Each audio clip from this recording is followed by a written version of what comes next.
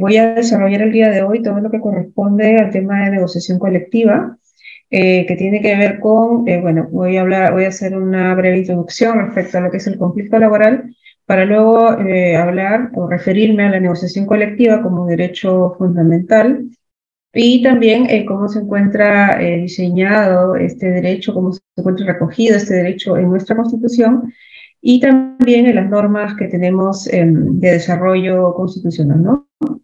Es decir, vamos a hablar del régimen privado, la ley de relaciones colectivas y su reglamento. Y luego, finalmente, voy a desarrollar lo que es el convenio colectivo, que vendría a ser el producto de la negociación colectiva. Entonces, vamos a empezar con el tema del conflicto laboral. Quiero desarrollar brevemente esta parte porque se debe entender que la negociación colectiva en realidad es un instrumento, es una herramienta de solución de conflicto, en este caso del conflicto laboral. Entonces, si ponemos a hablar del tema del conflicto laboral, en realidad estamos hablando de un conflicto que se da dentro de una sociedad, ¿no? Entonces, si queremos un poco profundizar o entender cómo se puede ubicar en este conflicto social el conflicto laboral, solamente para mencionar, podemos comentar dos teorías acerca del conflicto social.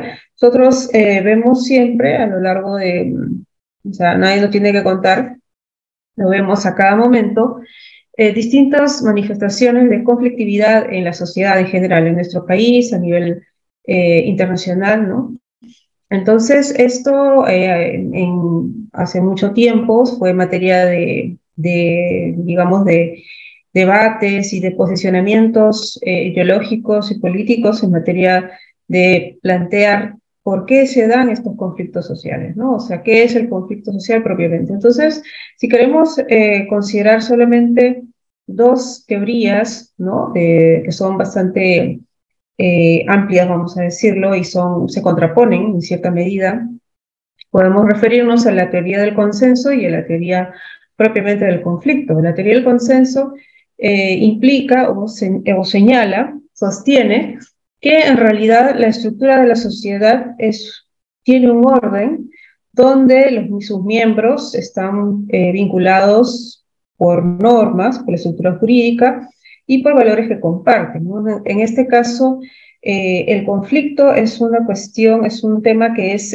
disfuncional, ya que no contribuye al funcionamiento de la sociedad.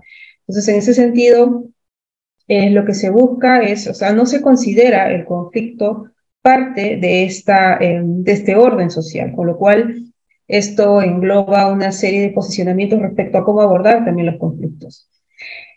Otra teoría es la que sostiene que en realidad toda la organización social es una acción y un resultado de relaciones de poder, ¿no? Donde hay sujetos sociales que dominan sobre el resto de la sociedad o de la colectividad, ¿no? Entonces, esta teoría del conflicto implica, ¿no?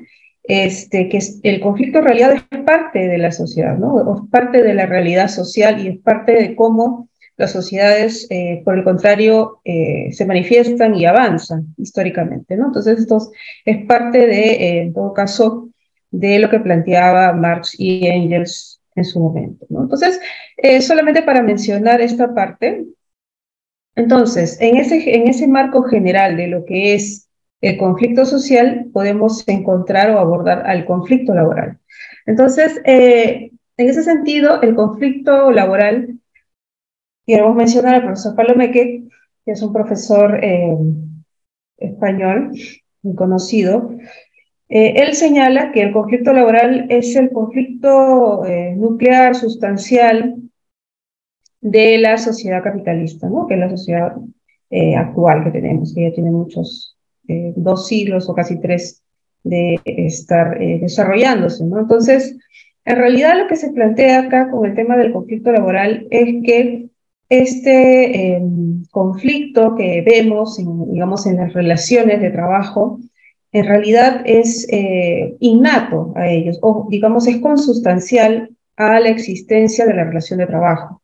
La relación de trabajo, que es esta relación que se da entre empleador y trabajador, es una relación conflictiva.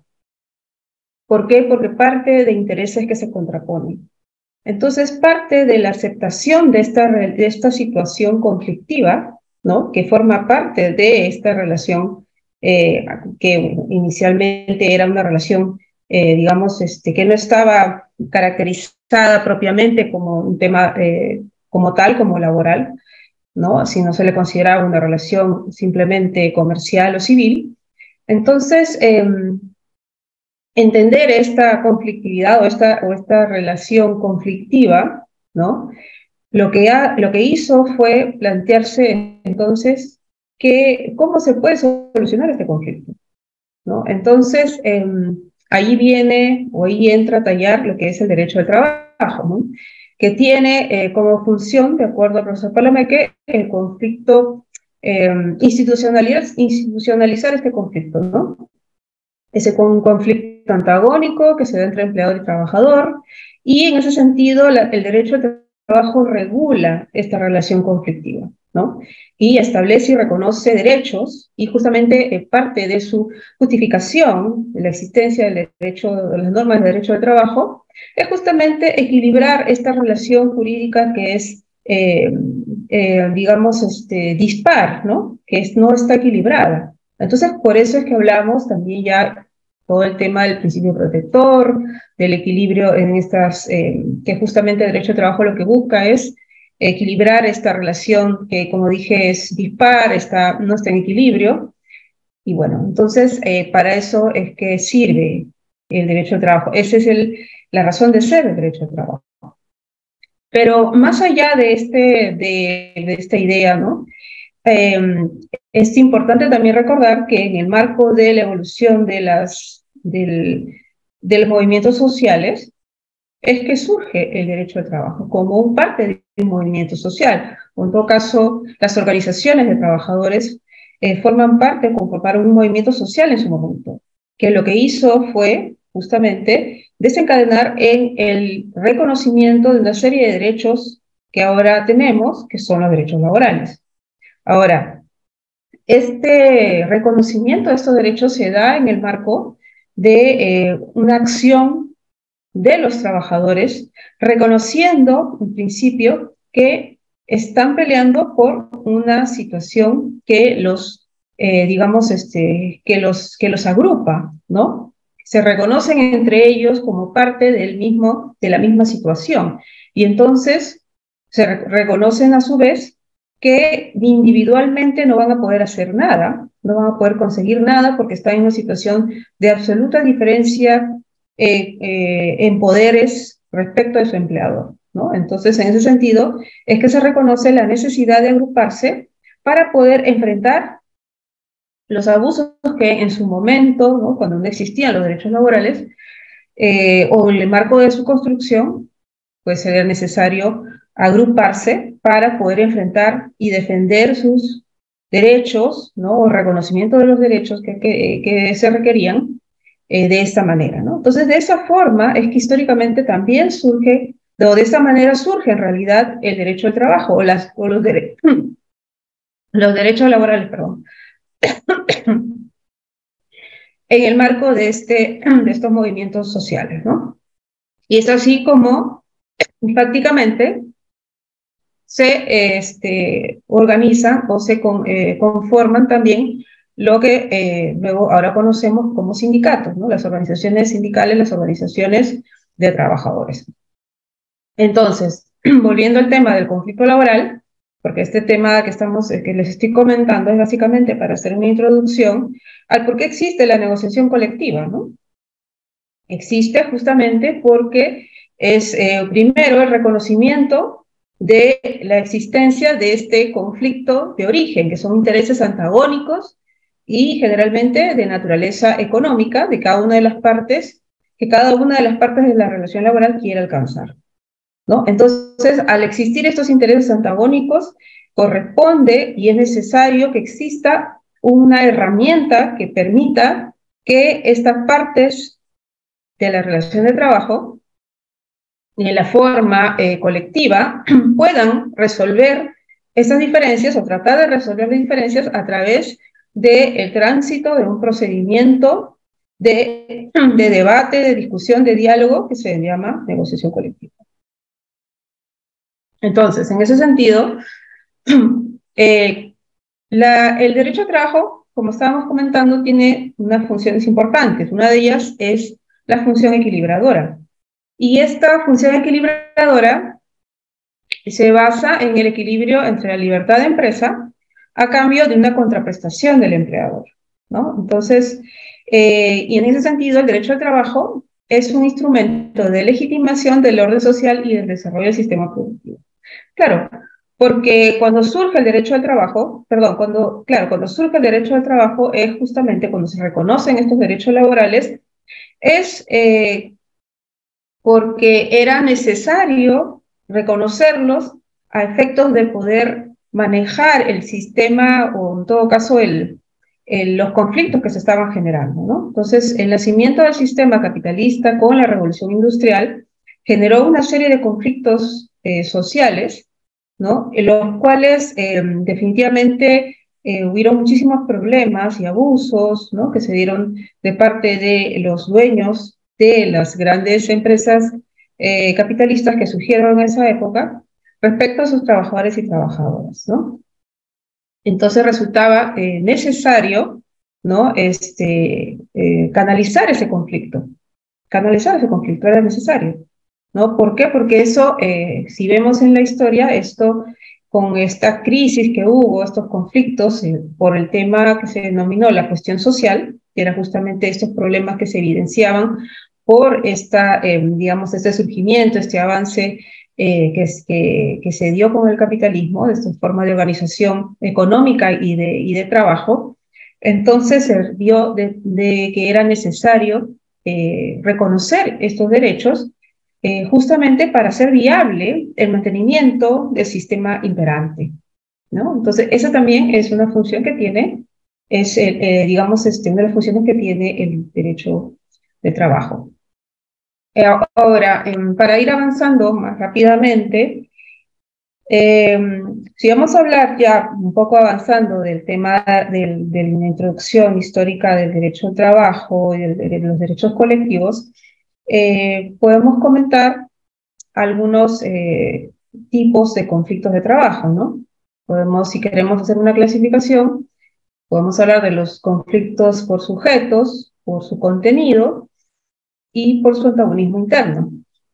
Con respecto a los sujetos, podemos hablar de que hay conflictos individuales y colectivos por su contenido jurídicos y económicos. En el caso de los sujetos, creo que es claro, cuando hablamos de los conflictos individuales, son aquellos que se dan individualmente entre empleador y trabajador. Y en el caso de los conflictos colectivos, podemos hablar de grupos de trabajadores y empleador o grupo de empleadores también. Donde viene el tema, en el tema de la negociación colectiva, es cuando hablamos del contenido del conflicto. En el caso de los conflictos jurídicos, nos estamos refiriendo a aquellos que están vinculados al cumplimiento de los derechos que están contenidos en la ley, en el convenio colectivo mismo o en el contrato. Entonces ahí estamos hablando, ¿no?, de lo que nosotros normalmente, generalmente, cuando vemos que no nos están haciendo efectivo nuestro derecho, vamos al Poder Judicial y lo reclamamos. Son conflictos jurídicos. Pero si hablamos de conflictos económicos, estamos hablando de aquellos conflictos que lo que buscan es la creación, la mejora de nuevos derechos, de los derechos que tienen o de la creación de nuevos derechos, ¿sí? Entonces, y estos conflictos generalmente se dan de manera colectiva, porque una de las, digamos, la vía por la cual uno va a poder resolver un conflicto económico es a través justamente de la negociación colectiva, ¿no? Porque la negociación colectiva es, digamos, el procedimiento por el cual, donde se va a debatir justamente esto, ¿no? La creación de un nuevo derecho, la mejora de las condiciones que tenemos o de derechos ya existentes. Entonces, eso. Entonces, son, digamos, dos formas distintas de resolver estos conflictos, los que más vemos, ¿no? El tema jurídico, que va principalmente referido a un debate sobre si que me tienen que pagar o me tienen que dar este derecho que no lo tengo, y los económicos que tienen que ver ya con otro tipo de discusiones que van a hacer posible la creación de nuevos derechos, ¿no? Y esto se va a dar exclusivamente en el ámbito de la negociación colectiva. Entonces, vamos a ir avanzando un poco más para ver el tema propiamente de la negociación colectiva. Entonces, no voy a hablar de las medidas de conflicto porque ya estos son temas que tienen que ver con huelga y eso, entonces voy a pasar entonces al tema de propiamente de negociación colectiva. Entonces, ¿se puede ver mi diapositiva de negociación colectiva? ¿Sí, no? Sí, doctora, se puede visualizar. Ya. Bueno, entonces, la negociación colectiva es un derecho fundamental de contenido laboral, para empezar. La negociación colectiva es un derecho laboral, es un derecho laboral fundamental y esto está reconocido por la propia Organización Internacional del Trabajo a través de la declaración del año 1998, donde precisó cuáles eran los derechos laborales considerados fundamentales y en ese mismo orden elevó a la calidad de fundamentales los convenios internacionales de trabajo que regulaban estos derechos, ¿no? O que hacían referencia a estos derechos, ¿no? Entonces, uno de estos derechos es justamente la negociación colectiva. Ahora, el derecho a la negociación colectiva, en ese sentido, está reconocido en distintos instrumentos, pactos, tratados internacionales de derechos humanos, y los más, digamos, específicos, ¿no?, sobre la materia son justamente los emitidos, expedidos por la Organización Internacional de Trabajo a través de sus convenios internacionales, ¿no? En el caso de la negociación colectiva está el convenio 87, en el caso de la negociación colectiva, perdón, el convenio 151 y el 154, ¿no? Entonces, teniendo en cuenta ello, ¿no?, que este derecho está reconocido justamente en estos convenios internacionales, y dado que nuestro país ha ratificado la mayoría de estos convenios, en general de los convenios internacionales de trabajo, ha ratificado casi muchos de ellos, y caso de la negociación colectiva también, eh, entonces forma parte de nuestras normas jurídicas, ¿no?, de acuerdo a lo que señala la Constitución, nuestra Constitución política. Entonces, en ese sentido, podemos decir que la negociación colectiva es un derecho justamente laboral, fundamental y también constitucional porque está reconocido en nuestra Constitución. Ahora, dicho esto, ahora vamos a hablar un poco más del tema de qué es la negociación colectiva propiamente, pero podemos decir, ¿no?, que es un mecanismo autónomo de solución del conflicto laboral, ¿no? O sea, vamos a ver que en realidad la negociación colectiva es un derecho, sí, pero es un derecho que se manifiesta a través de un procedimiento específicamente regulado, ¿no? El caso de nuestro país está regulado porque en realidad este procedimiento debería ser lo más libre posible en el sentido de que las partes puedan tomar sus propias decisiones y establecer sus propios parámetros para poder llegar a un acuerdo. Pero en el caso de nuestro país tenemos este derecho absolutamente regulado, tanto en el sector privado como en el sector público. Y también hablamos de que es un mecanismo autónomo porque es un mecanismo donde básicamente participan el empleador o el conglomerado de empleadores y la organización sindical, ¿no? Entonces, la solución del conflicto se va a asumir o se va a desarrollar de manera directa. En el caso de nuestro país tenemos una regulación también que comentar, pero volveremos más adelante. Lo tercero, ¿no? Podríamos decir a su vez que la negociación colectiva es un procedimiento a través del que las partes en este conflicto manifiestan su poder. Esto es importante y es interesante de remarcarlo, porque cuando hablamos de poder, la gente comienza como que a asustarse, ¿no? Poder, ¿qué es eso? No, No hablemos de poder, por favor, hablemos de derechos. Pero está bien, pero en ese ejercicio de estos derechos se manifiesta en este poder, de poder negocial, ¿no? Poder negocial. ¿Y esto qué significa? Algo tan claro como decir que en el marco de un procedimiento de negociación colectiva, si bien es cierto, tenemos este derecho, estos derechos están garantizados hasta en nuestra Constitución, como vamos a mencionar en un momento, eh, es evidente que si estamos ante una negociación colectiva de un sindicato, que es un sindicato, digamos, fuerte, ¿no? Y la fortaleza se manifiesta a través de distintas formas, ¿no? Uno puede ser el tiempo que tiene funcionando, y en ese sentido tiene seguramente dirigentes sindicales y afiliados, ¿no? Que tienen conocimiento de sus derechos y conocimiento de los procedimientos también. Entonces, eso también le da fortaleza a la experiencia. También otra manifestación es cuántas personas conforman este sindicato, ¿no? Entonces, estamos hablando de un sindicato pequeño de 20, porque ustedes saben que por lo menos mínimo son 20 trabajadores o trabajadoras para que se conforme un sindicato, o estamos hablando de un sindicato que afilia a 2.500 personas o trabajadores y trabajadoras, ¿no?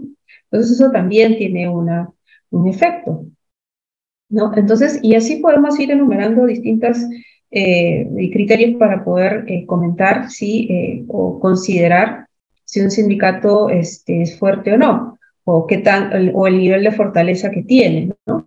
Pero claro, son criterios. Finalmente, esto se manifiesta, o lo que nosotros podamos querer llamar fortaleza, ¿no? Se va a manifestar en lo que se consiga en la negociación colectiva, ¿no? O sea, así tan simple como eso, ¿no? Entonces, si un sindicato puede llegar a conformar, a suscribir un convenio colectivo que establezca beneficios, que establezca, digamos, ciertos derechos, mejoras en las condiciones de trabajo y demás, entonces estaremos hablando, pues, de un sindicato que ha cumplido con su propósito y en ese sentido ha manifestado a través de la negociación colectiva su poder negocial, no ha podido, ¿no? A través de este procedimiento poder llegar a un acuerdo con el empleador y esto definitivamente lo fortalece, ¿no?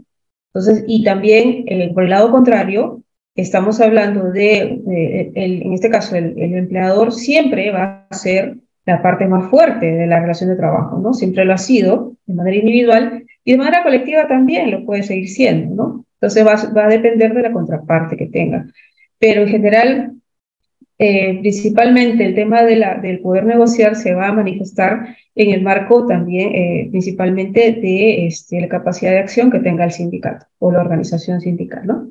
Y también, por supuesto, en la buena fe en que se desarrollen las actividades o el procedimiento de ambas partes, ¿no? Lo que les estaba comentando sobre la regulación internacional de la negociación colectiva, tenemos el artículo 4 del convenio 98 de la OIT, que hace mención justamente a este derecho, donde se señala que la negociación colectiva es entendida como cualquier forma de discusión o diálogo destinada a lograr un acuerdo, ¿no? O sea, tengamos en cuenta que el convenio 98 de la Organización Internacional del Trabajo, que ha sido ratificado por el Estado peruano, establece un criterio bastante amplio para poder hablar de que estamos ante una negociación colectiva. No, o sea, es lo más amplio posible. Cualquier forma de discusión o diálogo destinada a lograr un acuerdo, ¿no? Pero bueno, claro, si nosotros queremos comparar con lo que dice nuestra normativa, definitivamente hay una diferencia. Entonces, ¿cuál es el objeto que tiene la negociación colectiva? Reglamentar, por medio de acuerdos, contratos o convenios colectivos, las condiciones de empleo, principalmente, ¿no? Claro que debemos señalar que las condiciones de empleo no agotan el poder, digamos, de negociar colectivamente que tengan las organizaciones sindicales y empleadores. De igual manera, el artículo 2 del convenio 154 de la OIT, que no ha sido ratificado por nuestro país, es uno de los pocos convenios internacionales que no ha sido ratificado por nuestro país, pero que indica que la negociación colectiva son todas las negociaciones que tienen lugar entre un empleador, un grupo de empleadores, o una organización sindical u organizaciones, en fin, ¿no? Entonces, también en ese sentido da un sentido o da una explicación amplia respecto a lo que es la negociación colectiva. Como lo conforman todas las negociaciones que puedan darse entre las partes, ¿no? Entonces, como vemos, la Organización Internacional de Trabajo en materia de negociación colectiva, si quiere darle una denominación, le da en un sentido bastante amplio efectos de poder encajar o que todas las posibilidades o digamos las regulaciones que hay en los países puedan estar en el marco de digamos, de su ámbito, ¿no?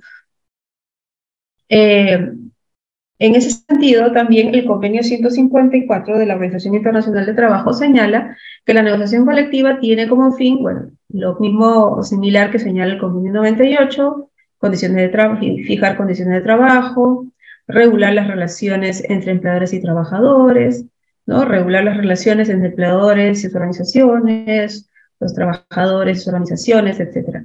Ahora, al respecto también podemos decir que hay una recomendación, la 91, de la Organización Internacional de Trabajo, que indica, en este caso, respecto del convenio colectivo, que es todo acuerdo escrito relativo a las condiciones de trabajo y de empleo celebrado entre un empleador y un trabajador, ¿no? Y un grupo de trabajadores. Entonces, acá también esta recomendación 91 da una denominación amplia de lo que es un convenio colectivo. Bueno, ya nos referiremos a convenio colectivo más adelante. Bueno, acá para mencionar un poco más sobre el convenio 154, es un punto importante, ¿no?, que se recoge en este convenio, que señala que en este caso habla acerca de las medidas que deben adoptar los países, se entiende, para fomentar la negociación colectiva. Este es un tema interesante que vamos a comentar en un momento acerca del deber de fomento de la negociación colectiva. Porque no solo es un derecho, como hemos dicho, fundamental, laboral, constitucional, sino que también en la propia Constitución y en estos convenios internacionales como el que estoy mencionando, se recoge el deber de fomento de parte del Estado, por supuesto, de la negociación colectiva. Este deber de fomento engloba una serie de acuerdo al convenio 154, una serie de obligaciones, ¿no? Más allá de lo que dice el convenio 154, nuestra propia Constitución recoge este deber de fomento que vamos a comentar en un momento, y por supuesto esto de cara a lo que desarrolla la normativa en materia justamente de negociación colectiva con la que contamos, ¿no? Porque claro, una cosa es lo que dice la Constitución y otra cosa es cómo se ha desarrollado esto a través de la Ley de Relaciones Colectivas y su reglamento. Entonces, en ese sentido, el artículo 28 de la Constitución es el que regula, ¿no?, la negociación colectiva, en general los derechos colectivos, y lo que se señala, como ustedes recordarán, lo que dice el artículo 28, habla acerca reconoce en todo caso los tres derechos que componen la libertad sindical, que son los derechos de sindicalización, negociación colectiva y huelga. Pero si nosotros leemos lo que dice el artículo 28, cuando hace el desarrollo, el comentario de cada uno de estos derechos, hace una diferenciación que hay que tomar en cuenta, ¿no? Con respecto a la libertad sindical, uno dice que la garantiza. Luego habla de la negociación colectiva y señala algo que comenté hace un segundo: fomenta la negociación colectiva, ¿no? Entonces aquí es importante remarcarlo porque esto engloba una serie de obligaciones, ¿no? Cómo se fomenta la negociación colectiva, y también se indica promueve formas de solución pacífica de los conflictos laborales, ¿no? Entonces, y a su vez también menciona el tema de la convención colectiva, que tiene fuerza vinculante en el ámbito de lo concertado. Eso es interesante, porque luego hay un desarrollo también en la norma de la Ley de Relaciones Colectivas sobre lo que es la fuerza vinculante del convenio colectivo. Y claro, siempre comentarios sobre el tema de la fuerza vinculante, a diferencia de lo que decía la Constitución del año 79, que decía que la ley tenía, el convenio colectivo tenía fuerza de ley entre las partes, ¿no? Cabe señalar que actualmente la ley de negociación colectiva del sector estatal, ¿no?, del sector público, ha incluido en la parte de cuando desarrolla lo que es el convenio colectivo, justamente eso, que tiene fuerza de ley en las partes, ¿no? Volviendo un poco a lo que antes era. Pero bueno, estamos hablando ahora de lo que dice la Constitución. Y finalmente habla del derecho a la huelga, ¿no? Que dice que tiene que la ley va a señalar sus excepciones y sus limitaciones, ¿no? Entonces, en el caso de la huelga, sí, aunque no vamos a hablar de huelga, ¿no? Pero sí solamente mencionar que en el caso de huelga la Constitución habla del ejercicio limitado, ¿no? El ejercicio limitado y con excepciones. Bueno, no voy a hacer comentarios sobre ese tema de momento. Ahora,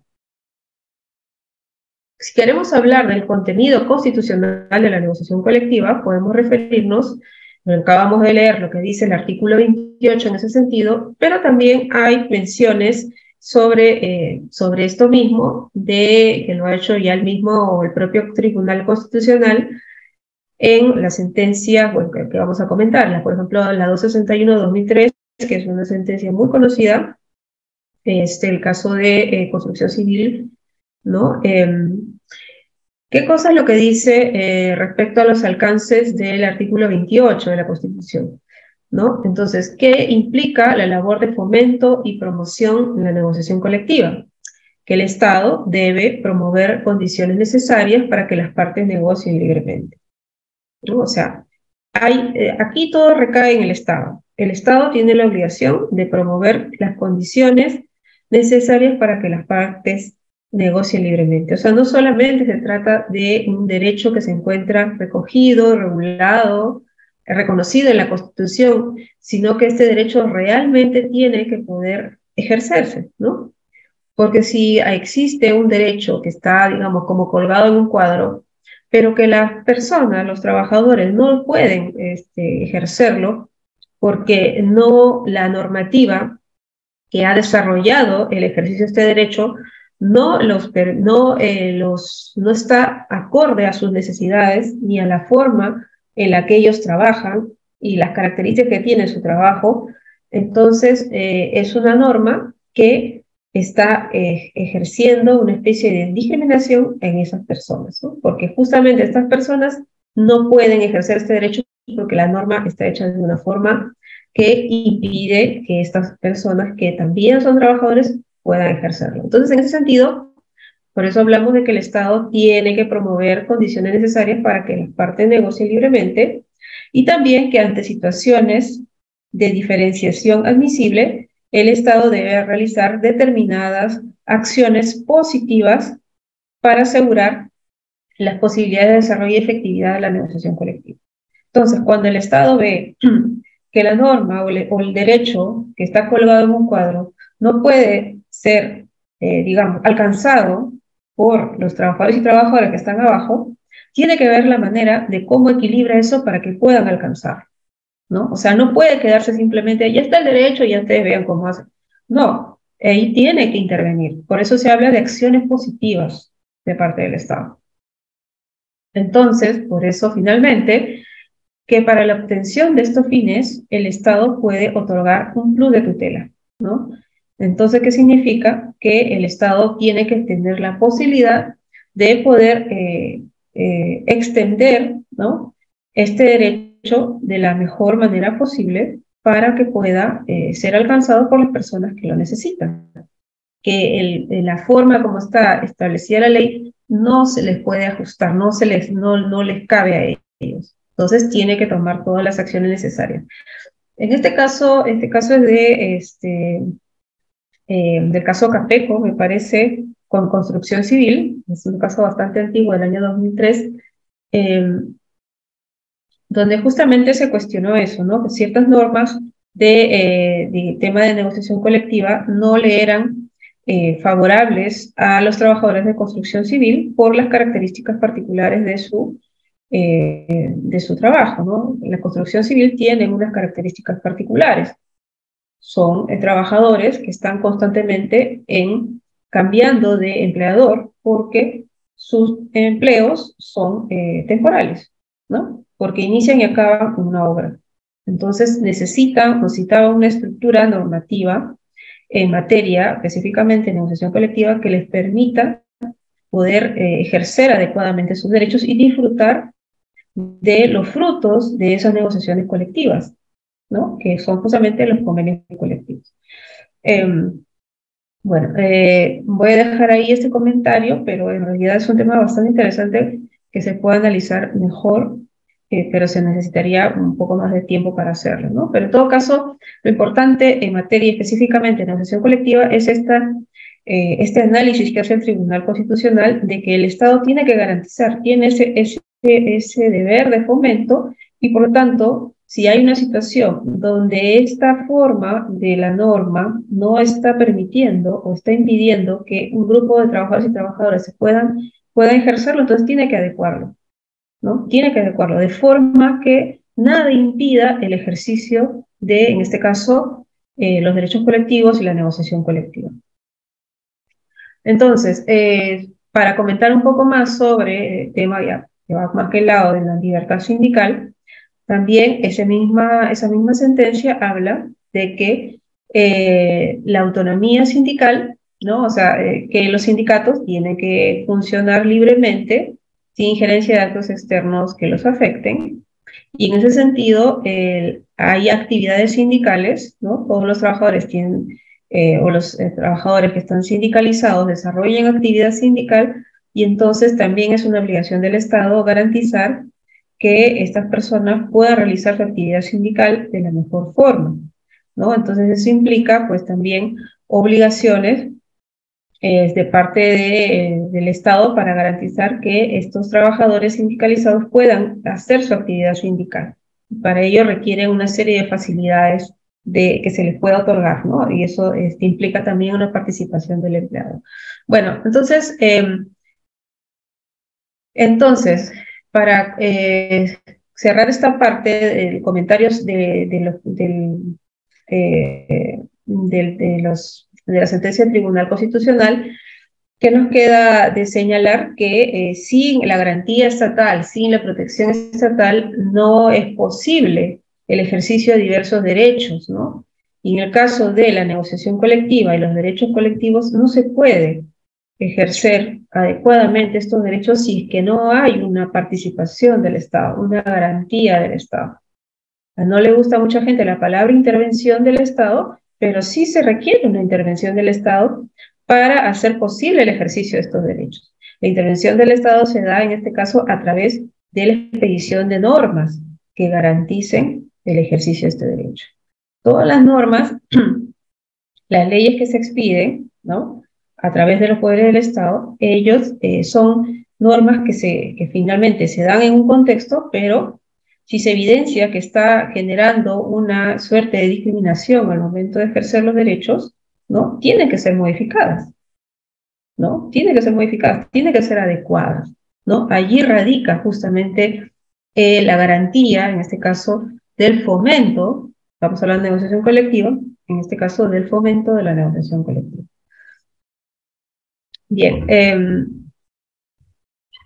para concluir esta parte, que es lo que estaba comentando, el contenido constitucional de la negociación colectiva, de acuerdo al Tribunal Constitucional, implica que el derecho a la negociación colectiva supone el deber del Estado de efectuar acciones positivas que tutelen al trabajador, ¿no? A fin de llegar a un acuerdo que satisfaga sus intereses.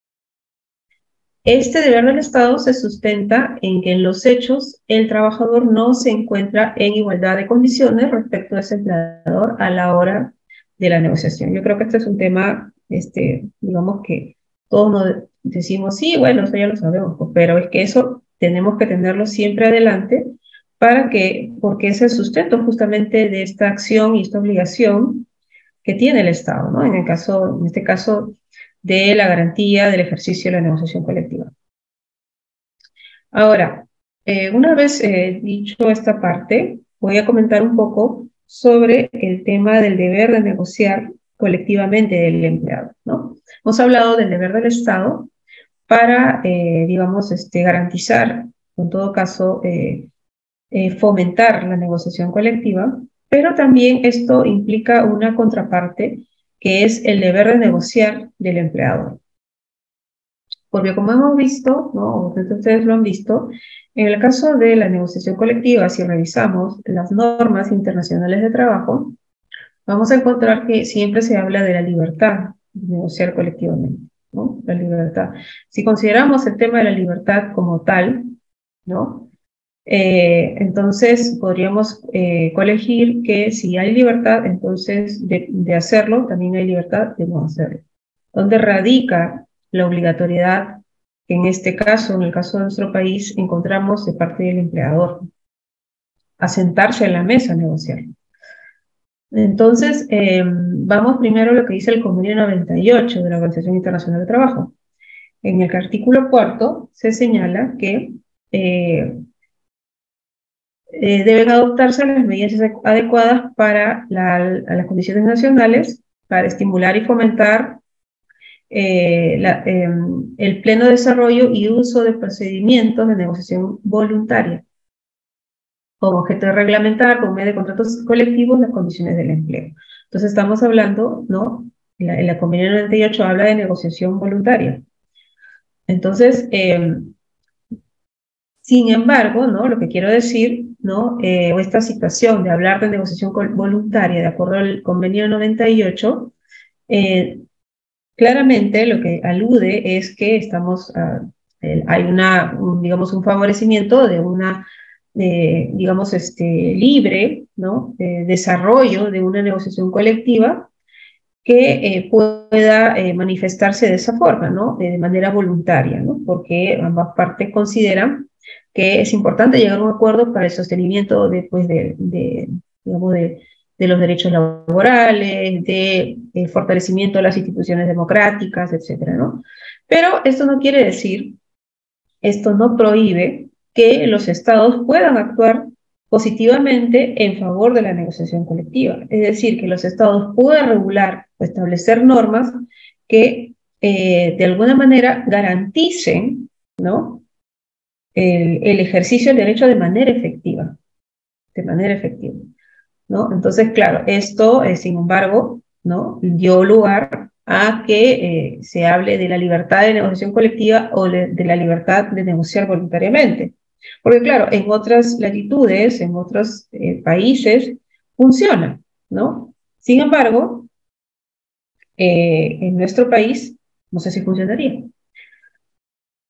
Entonces, si queremos hablar del derecho o libertad de negociar colectivamente, esto implica una abstención de parte del Estado, es decir, tener el derecho a la negociación colectiva, ¿no? Derecho como libertad, colgada en un cuadro y el Estado simplemente no hace nada, porque bueno, ya está ahí el derecho garantizado, pero si quieren, ¿no? Llegar a un acuerdo, tienen que hacerlo de manera voluntaria, ambas partes.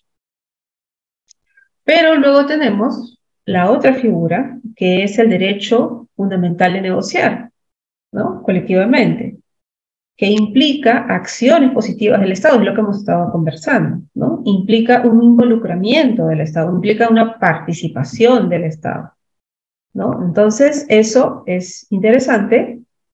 Entonces, ¿en qué se basa el deber de negociar colectivamente el empleador? Esto es interesante porque ha sido materia de debate en algún momento.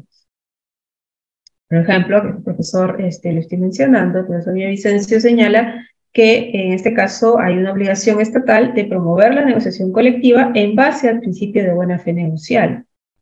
¿Qué implica el principio de buena fe negocial? Que las partes tienen, ¿no? Asumen, ¿no? Que tienen que continuar el procedimiento de negociación colectiva, ¿no? Que se comprometen a continuar el procedimiento, ¿no? Cumplir los plazos y poner todo de su parte para poder tratar de arribar a un acuerdo, ¿no? Entonces, esto es lo que implicaría también la obligación estatal de promover la negociación colectiva. Sin embargo, ¿no? También hay que señalar que la obligación estatal de promover la negociación colectiva, en realidad estamos hablando de un deber de negociar, ¿no? Un deber de negociar colectivamente, no se corresponde, ¿no?, con digamos, la idea de la negociación colectiva como un derecho que emana de la propia libertad, ¿no? Porque considerarlo así impediría, ¿no?, que el Estado realice algún tipo de acción positiva, tendría que haber una suerte de abstencionismo. Pero, como dije, en el caso de, seguramente en otras latitudes funciona, en el caso de nuestro país no sé si funcionaría. Ahora, esta obligación estatal de promover la negociación colectiva, ¿no?, requiere acciones positivas, ya lo hemos dicho, ¿no?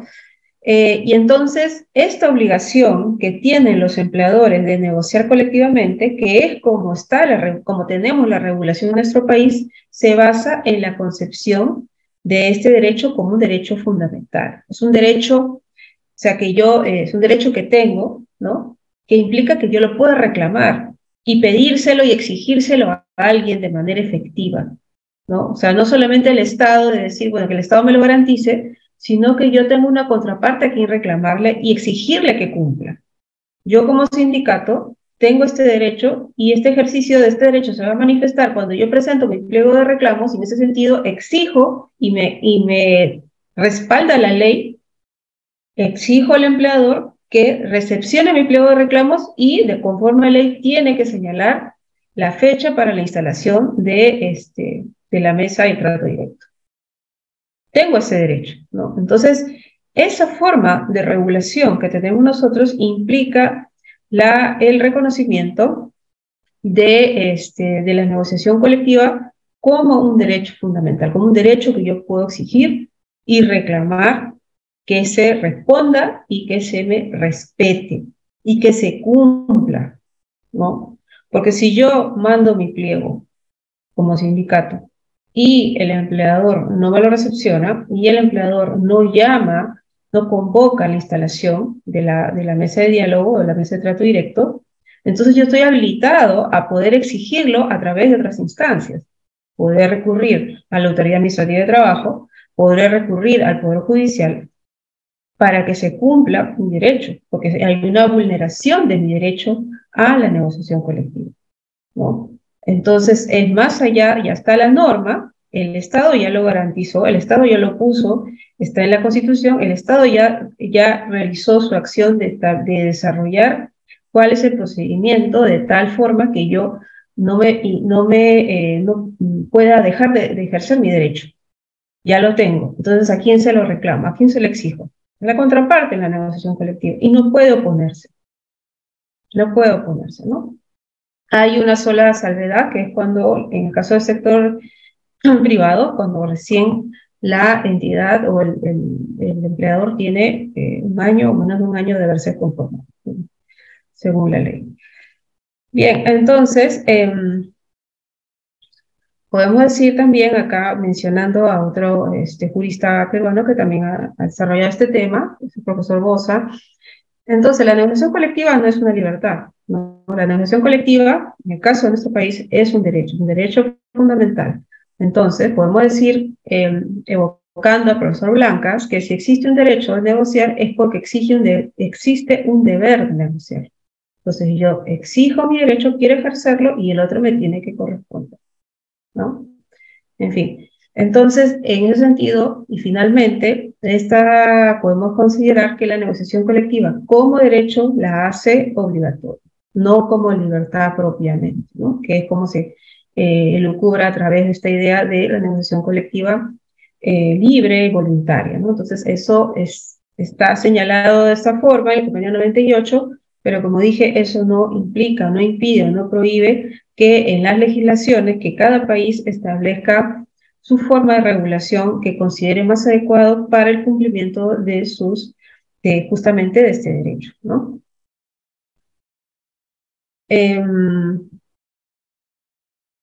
A ver, en principio de la buena fe negocial que comentábamos hace un momento, bueno, implica hay un soporte del empleador, reconoce, ¿no?, la representatividad del dirigente o sindical, lo cual impide que se niegue a negociar, ¿no? Entonces, esto es lo que comentamos acerca de cuando hablamos también del principio de buena fe negocial. Entonces, esto también sostiene un poco el tema del deber de negociar colectivamente. Y esto también implica, a su vez, los temas de representatividad de la negociación colectiva, ¿no? Eso es otro tema ya que no vamos a abordar hoy, pero claro que tiene su propio debate, porque claro, para uno pueda participar en la negociación colectiva como organización sindical, tiene que haber una representatividad, y esto está debidamente regulado también en la Ley de Relaciones Colectivas y su reglamento, que tiene una forma de regulación. Otra cosa es el sector público, ¿no? El sector público es otra figura, otro mundo, y estamos hablando también de una ley que recientemente ha sido aprobada. Entonces, para seguir hablando del principio de buena fe negocial, esto también ha sido desarrollado por el Comité de Libertad de la Organización Internacional del Trabajo. En ese sentido, las partes deben hacer todo lo posible para llegar a un acuerdo, que es lo que comentábamos, ¿no? Esto implica que debe evitarse los retrasos, incumplimiento de los plazos, cumplir los acuerdos una vez suscritos, etc. Entonces, el principio de buena fe negocial, digamos, la existencia de esta buena fe implica también que hay mala fe. El incumplimiento de estos criterios de buena fe negocial o del principio de buena fe negocial trae como consecuencia la conformación de las conductas de mala fe negocial, ¿no? Que son sancionadas, ¿no? Son sancionables y tienen ciertos efectos, ¿no? Sobre todo en caso de sector privado, en materia del arbitraje, ¿no? El arbitraje potestativo también está incorporado en la negociación colectiva.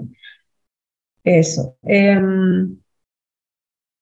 Ahora, para concluir esta parte del deber de negociar, este deber solamente existe si previamente existe el derecho de pretensión de negociar colectivamente, ¿no? O sea, si hablamos de deber, es porque hay un derecho fundamental, como lo hemos comentado, ¿no? Porque existe, yo lo tengo, yo lo exijo, tiene que haber una contraparte que lo tiene que cumplir. Esto también este tema de la mala fe, que estamos hablando en principio del principio de la buena fe y el incumplimiento del principio de la buena fe, tiene sus efectos, ¿no? Que son, bueno, son conductas que se denominan, bueno, que se llama la mala fe, y esto tiene una implicancia principalmente en el arbitraje potestativo, que lo comentaremos más adelante, ¿ya? Bien. Entonces, esto ya lo hemos comentado. Y otro tema importante en la negociación colectiva, ya habiendo mencionado lo anterior, el tema del deber, es lo que implica el derecho de información que tienen los trabajadores en la negociación colectiva. Este es un tema también importante porque en el marco de la negociación colectiva, ¿no? Muchas veces tenemos que tener en cuenta que hemos hablado de poderes, hemos hablado de poder en la negociación, y hay un tema que no podemos dejar de mencionar, que es el acceso a la información, ¿no? Si nosotros vamos a presentar un pliego de reclamos, ¿no? Necesitamos, o sea, como todos los trabajadores, trabajadoras, tenemos necesidades y tenemos cuestiones que queremos resolver, ¿no? Que queremos mejorar nuestras condiciones de trabajo. Pero es importante también que en el marco de la negociación colectiva se pueda saber, en caso de los trabajadores y trabajadoras, en caso de la organización sindical en general, puede saber la situación económica, ¿no? Que tiene el empleador. ¿Por qué? Porque, claro, o sea, ese va a ser un parámetro para que uno pueda plantear de manera más correcta, ¿no? O más acertada el pliego de reclamos. Entonces, esto más o menos entiendo que ha sido la idea cuando se planteó que se incorporó este derecho en la Ley de Relaciones Colectivas, el tema del derecho a la información, al acceso a la información en la negociación colectiva. Y también, claro, como dije, la necesidad de acceder a la información de la empresa. Los trabajadores en general y trabajadoras tienen escaso acceso a la información de la empresa, ¿no? O sea, esto se refleja en muchos aspectos. Si estamos hablando, ahorita estamos hablando de negociación colectiva, pero si, por ejemplo, estuviéramos hablando de otras cosas, estuviéramos hablando de por ejemplo, de algún conflicto individual que quisiera resolverse o quisiera llevarse al proceso judicial, también tendríamos el mismo problema, ¿no? Si es que se va a requerir de cierta información. Por ejemplo, qué sé yo, ¿no? O sea, hay un tema de discriminación, queremos probar que estoy siendo tratada de una manera distinta, digamos, respecto de mi compañero, mi compañera, y esto, o de cierto, mi sección respecto de otra sección. Entonces, respecto de ello, por ejemplo, siempre sucede que dicen, no, hay un documento que ha establecido tal cosa en favor de este grupo, de esta otra sección, ¿no? Entonces tú dices, pero ¿cómo accedemos a eso? No tenemos cómo, ¿no? Entonces, y nadie se los quiere dar, y si lo pides, no te lo van a dar. Entonces, por poner un ejemplo, ¿no? Igual, peor todavía en el caso, por ejemplo, de tema de utilidades, ¿no? Uno dice, pero esto no creo que ellos hayan ganado esto, ¿no? Porque nosotros hemos visto la producción, eso es lo que muchas veces escucho, ¿no? Entonces, ¿cómo accedemos a esa información que es reservada, ¿no? Claramente reservada, ¿no? Entonces, hay una dificultad en el acceso a esa información. Claro, puede tener razón, puede haber justificantes, ¿no? Pero lo que vamos es que el trabajador no tiene acceso a mucha de la información que sí maneja la empresa.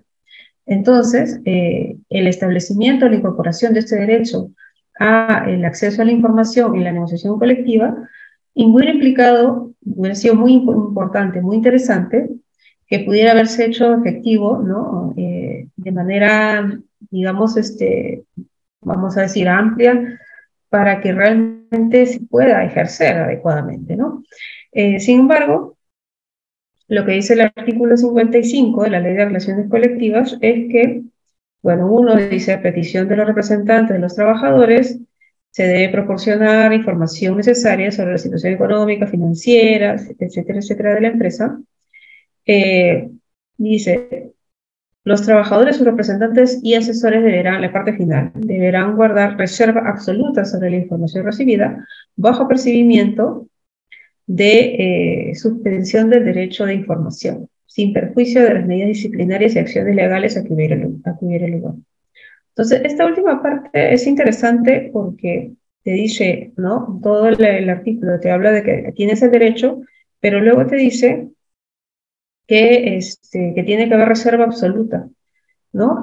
Bajo apercibimiento de suspensión del derecho y sin perjuicio de las medidas disciplinarias y acciones legales. Entonces, ya con eso es bastante interesante porque tú dirás, bueno, pues, pero claro, no pueden estarlo ventilando esa información. Pero es que no hay, eh, digamos, un criterio claro para hablar de qué información podría ser, les pudiera, digamos, generar un perjuicio, ¿no? Entonces, es un poco amplio el criterio y la verdad es que la parte final que remata de medidas disciplinarias y acciones legales, un poco que desanima, ¿no? Desanima el pedido que uno quiere hacer. Pero en realidad es un derecho que se ejerce, ¿no? Sí, es verdad, se ejerce y lo que sucede es que a veces no se quiere cumplir, ¿no? No se quiere entregar la información que se solicita. Bueno, hay muchos que sí lo hacen, organizaciones que sí lo hacen, pero hay otras que no lo hacen. Y también es verdad que hay desinformación y puede ser que hay organizaciones sindicales que no saben que tienen este derecho, ¿no? Y que lo pueden solicitar. Entonces, bueno, esta información, ¿no? Como señalaba, ¿cuál es la información que se puede acceder? La situación económica, financiera, social, la medida en que la entrega de información no sea perjudicial para la empresa. O sea, no sé a qué se refiere cuando dice que sea perjudicial a la empresa, pero es lo que señala el artículo, ¿no? Entonces, ahora también es importante señalar que hay lo que se llama la facultad de veto empresarial, ¿no? O sea, que la empresa puede decidir no brindar la información. Eh, la empresa se puede negar, ¿no? La entrega de información no es perjudicial. En realidad lo que podría ser perjudicial sería el uso que se le da a la información, ¿no? Pero bueno, la empresa puede negarse a brindar una información que le parezca que le va a generar algún tipo de perjuicio, ¿no? Entonces, eso es lo que también tienen este resguardo, digamos, el empleador. Y bueno, ya hice el comentario sobre el tema del deber de reserva de los trabajadores y de los representantes de los trabajadores y de los asesores. Muy bien, entonces voy a continuar. Me van a disculpar, voy a tratar de avanzar todo y luego al final voy a dejar un espacio para preguntas porque si no, no voy a poder cubrir la mayoría de las cosas que quiero cubrir.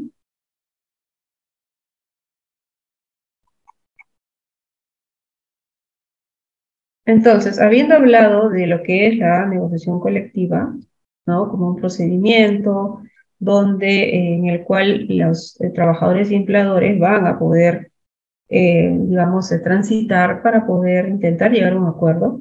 Ojo que no es obligatorio llegar a un acuerdo, ¿no? Y eso no sería totalmente contrario a lo que significa finalmente la negociación colectiva.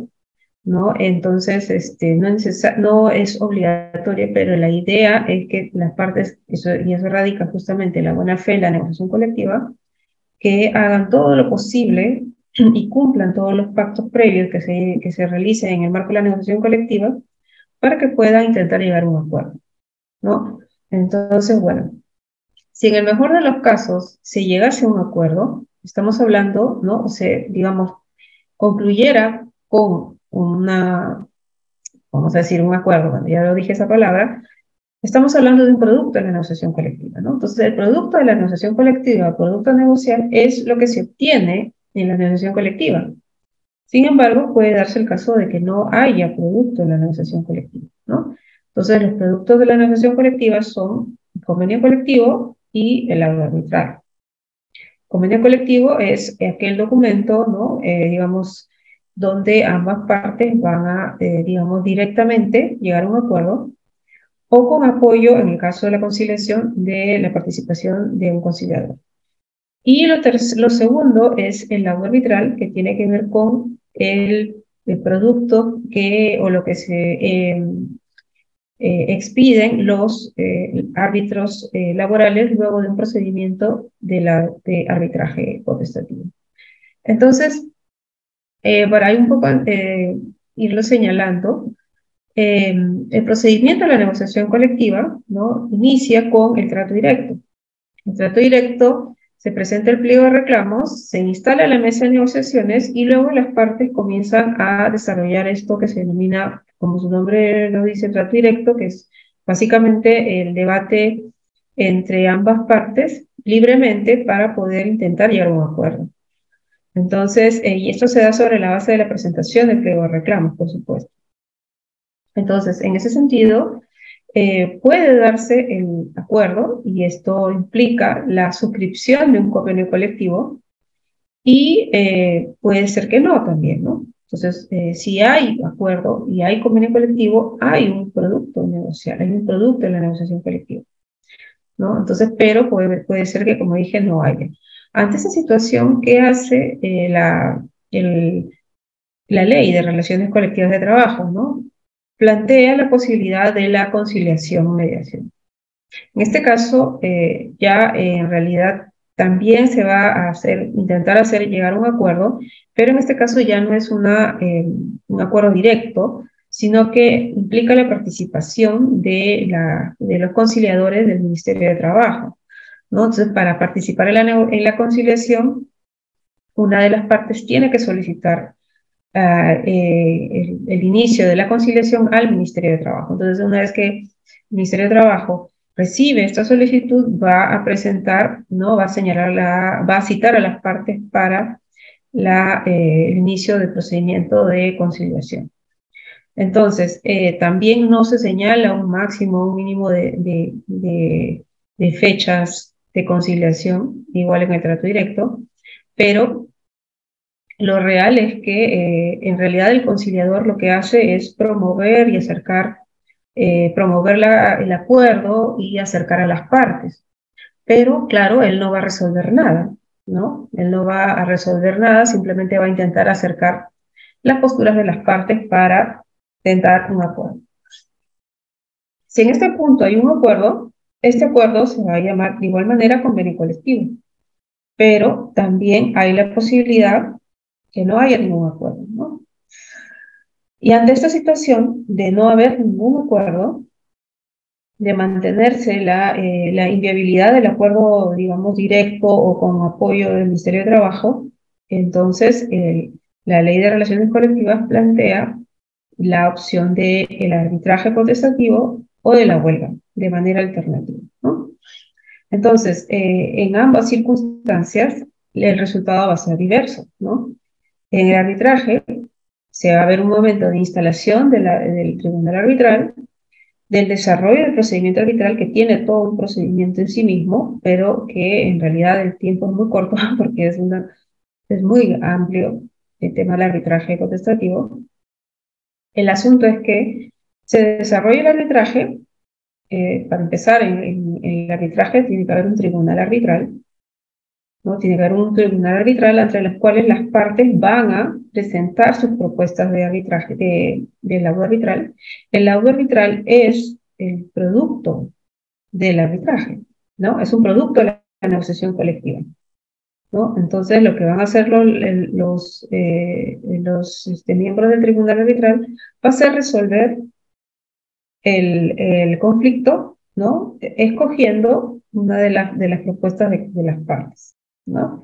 Y eso va a formar parte de su laudo arbitral. El laudo arbitral es también un producto de la negociación colectiva.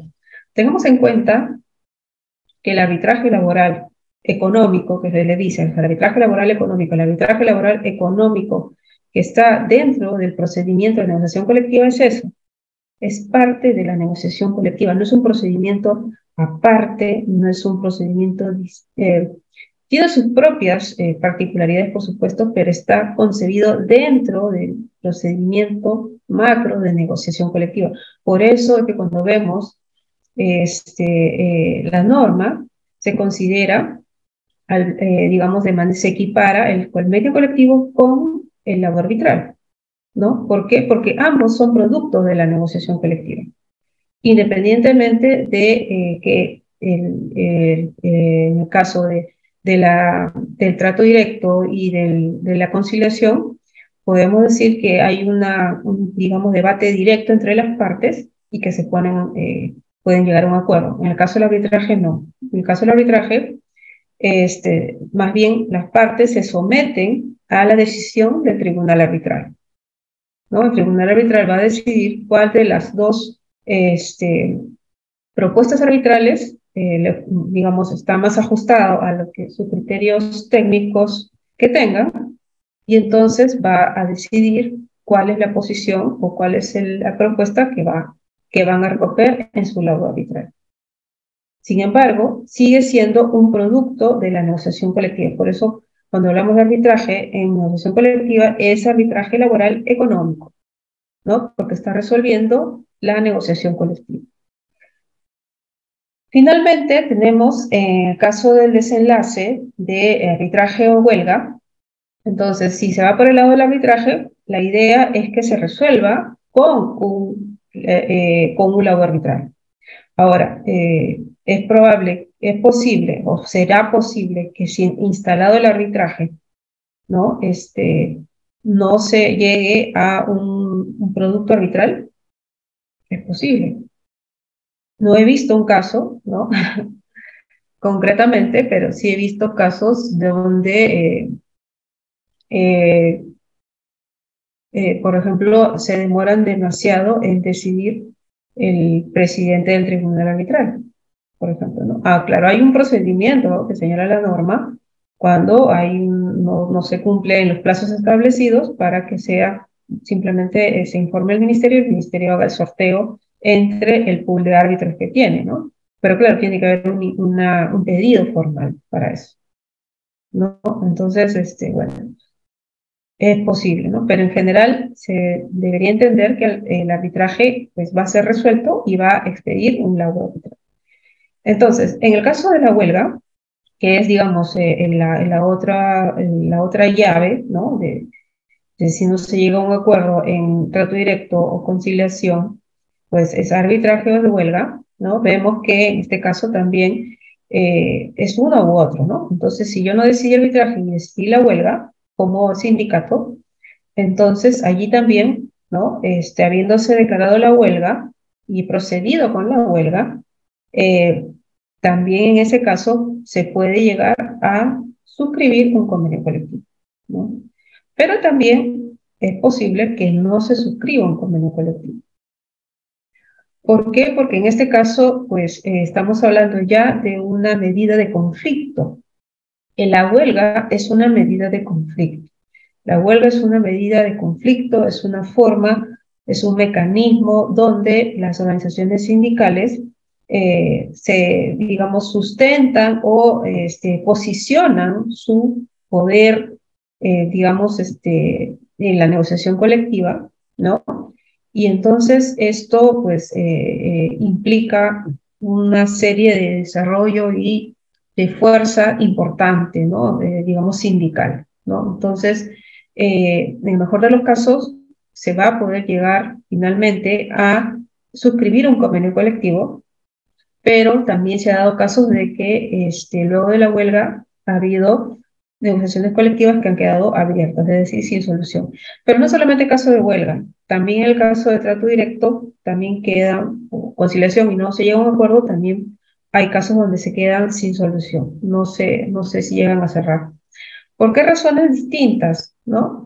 Puede haber muchas razones, pero de lo que yo he visto, si están en trato directo y luego la huelga, y son sobre todo lo he visto en sindicatos más pequeños, ¿no? Por ejemplo, si han pasado por trato directo, por conciliación, y la empresa o el empleador no ha manifestado ningún interés de llegar a un acuerdo, entonces solamente le queda la opción del arbitraje en la huelga. No van a ir por la huelga porque saben que eso implica un despliegue de fuerzas importante que se entiende que no tienen o que no saben si lo van a poder sostener. Entonces tienen el arbitraje. Pero el arbitraje laboral peruano económico es un arbitraje que no se tiene que pagar, es costoso, ¿no? Y simplemente hay organizaciones sindicales que no pueden costear esos gastos, ¿no? Entonces, simplemente eso queda ahí. Y en el caso de la huelga, pues también, ¿no? Puede haber, pueden haber ido a la huelga, pero luego solicitan, y como ustedes saben, para llegar a la huelga se tienen que cumplir ciertos requisitos, pueden simplemente no cumplirlos, de acuerdo a lo que considera el Ministerio de Trabajo, que es el que tiene que aprobar, y simplemente se declara improcedente la huelga, con lo cual no pueden, no podrían hacer huelga, ¿no? Ahora, si lo hacen, esto va a ser declarado ilegal también, ¿no? Entonces, por allí también se cae esta medida de conflicto y queda, pues, eso sin resolver. Y luego también puede ser que sea, pues, procedente de la huelga, ¿no? Ejercen la huelga, inician la huelga, pero no consiguen llegar a un acuerdo con el empleador. No consiguen, de alguna forma, convencer al empleador o llegar a un acuerdo y entonces también esto puede quedar abierto. Como también, como dije, puede llegar a un acuerdo y concluir con la ratificación o la suscripción de un convenio colectivo. Entonces, los escenarios son diversos. Los escenarios son diversos y los resultados pueden ser también diversos y depender de distintas situaciones, ¿no? De distintos elementos, que eso ya obedece a analizar, digamos, casuística, ¿no? A ver qué pasó acá o qué pasó allá. Bueno, entonces, ¿qué es el convenio colectivo? El convenio colectivo es todo aquel acuerdo relativo a regular las remuneraciones, condiciones de trabajo, productividad u otros aspectos relativos al empleo, celebrada por una o por varias organizaciones sindicales o de representación de trabajadores, ¿no? Entonces, más o menos lo que hablaba el convenio 154, ¿no? También se le conoce como contrato colectivo, pacto colectivo, en fin, pero bueno, la denominación que nosotros le conocemos en la regulación nacional es la de convenio colectivo. ¿Qué características tiene? Tiene un carácter normativo y contractual, y esto está vinculado al tipo de cláusulas que hay. El convenio colectivo tiene dos tipos de cláusulas, conforme lo ha precisado la última modificación de la del reglamento de la Ley de Relaciones Colectivas son cláusulas normativas y cláusulas contractuales. Entonces, tiene cláusulas que regulan relaciones individuales, incluidos sus alcances, y también cláusulas que rigen relaciones de las partes pactantes, ¿no? Entonces, las cláusulas de carácter normativo, las cláusulas normativas, son aquellas cláusulas que incluyen justamente los derechos que tienen naturaleza o ocasión de permanencia. En el caso de las cláusulas obligacionales o contractuales, son las que están referidas y son de aplicación a todos, ¿no? Con respecto a las cláusulas normativas, son de aplicación general a todos los trabajadores del ámbito. Sin embargo, y las cláusulas obligacionales o contractuales son aquellas referidas o relativas específicamente a los que firman el contrato, ¿no? O sea, no son de aplicación general, en todo caso. O sea, están referidas principalmente, obligan a por ejemplo, a la junta directiva con el empleador con la junta directiva, ¿no? Entonces, son derechos específicamente, ¿no? Hubo obligaciones y deberes, ¿no? Respecto de estas partes en exclusividad. El nivel jerárquico del convenio colectivo no se establece un nivel propiamente, ¿no? Se habla, como dije, se habla más bien de la vinculación, no se habla de un nivel jerárquico propiamente, a diferencia de el convenio colectivo del sector estatal, donde sí se precisa que se trata de ley entre las partes, ¿no? Con respecto a la eficacia personal, esta eficacia puede ser limitada o puede ser general. Cuando hablamos de limitada, está referido a que solamente tiene alcances para los trabajadores afiliados al sindicato, y en el caso de la aplicación general tiene alcances para todos los trabajadores del ámbito, ¿no? Entonces, en este caso, la diferencia va a ser, en realidad, el tema de la representatividad, ¿no? Entonces, en este caso va a ser, cuando hablamos de eficacia general, estamos hablando de un sindicato mayoritario. Sindicato mayoritario, los acuerdos que arriben a un convenio colectivo va a ser de aplicación general para todos los trabajadores del ámbito, inclusive aquellos que están afiliados o no están afiliados a la organización sindical o son de otras organizaciones sindicales también, igual, ¿no? Entonces, eso es cuando hay un sindicato mayoritario. Entonces, cuando estamos hablando de eficacia limitada, es cuando es un sindicato pequeño, o sea, minoritario, que finalmente hace una negociación colectiva con su empleador, y entonces solamente sus cláusulas de su convenio o lo que acuerde van a ser de aplicación solamente para sus afiliados, ¿no? Entonces, bueno, este tema también es interesante y debatible, ¿no? A algunos no les gusta. En el caso del sector público, la última ley que ha salido, ¿no? Tenía un criterio distinto, ¿no?